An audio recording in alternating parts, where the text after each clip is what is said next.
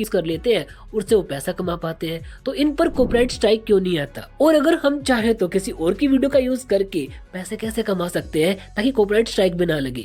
आज मैं आपको यूट्यूब का यही रूल समझाने वाला हूँ, जिसको हम बोलते हैं फेयर यूज पॉलिसी, और इतने आसान तरीके से जिसको देखकर कोई बच्चा भी इस पॉलिसी को आराम से समझ लेगा। और अगर आप एक यूट्यूब वीडियो क्रिएटर हैं तो आपको इसके बारे में जरूर से पता होना चाहिए। अगर आपको नहीं पता तो वीडियो को लास्ट तक ध्यान से देखना, क्योंकि लास्ट में कुछ बहुत ही स्पेशल बताया है जो कि आपको पता होना चाहिए।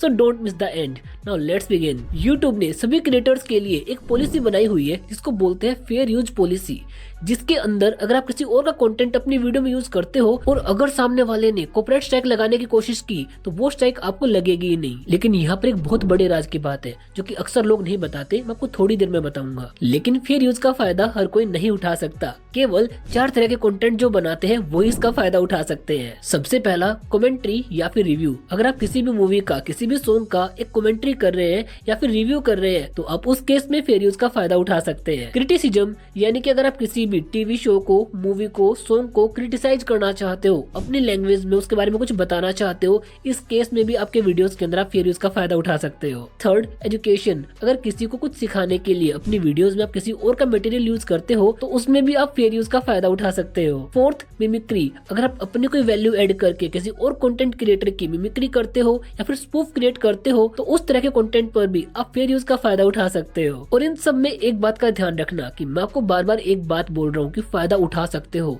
फायदा उठा लोगे ये बात नहीं बोल रहा। यानी कि 100% गारंटी नहीं है कि स्ट्राइक नहीं आएगा। अगर सामने वाले ने जिद कर ली कि मेरे को तो वीडियो हटवानी ही है, स्ट्राइक देनी ही है, तो फिर वो आप पे लीगल एक्शन ले सकता है। और अगर मामला सीरियस हुआ तो वो केस आपका कोर्ट में भी जा सकता है। अब वैसे तो 99% मामले कोर्ट केस में जाते नहीं है, लेकिन अगर आपका चला गया तो आपको किन किन बातों का पता होना चाहिए। कोर्ट अक्सर 4 चीजें देखता है। सबसे पहला, पर्पज ऑफ यूज। आपने जो कंटेंट किसी का यूज किया है वो किस पर्पज से यूज किया है। अगर वो मेरे बताए हुए पहले 4 फैक्टर्स के अंदर आता है तो उस पर आपका जो केस है वो सॉलिड बन जाएगा, यानी कि आपके जीतने के चांस ज्यादा बन जाएंगे। सेकंड, ओरिजिनल कंटेंट का कितना पोर्शन यूज किया गया है। अगर आपने 5 से 10 सेकंड का कोई पार्ट यूज किया है तो वहाँ पर आपका केस सॉलिड बनेगा। थर्ड, मार्केट इम्पैक्ट, यानी कि आपके कंटेंट यूज करने से सामने वाले की फाइनेंशियल स्टेटस के ऊपर क्या कोई फर्क पड़ा है। अगर नहीं तो केस हमारे फेवर में होगा। Fourth and last, nature of the work, कि जिस तरह का कंटेंट आपने कॉपी किया है एक्चुअल में उसका नेचर क्या है, एजुकेशनल है, एंटरटेनमेंट है, कैसा क्या है। अब यार ये सब तो हो गई टेक्निकल बातें।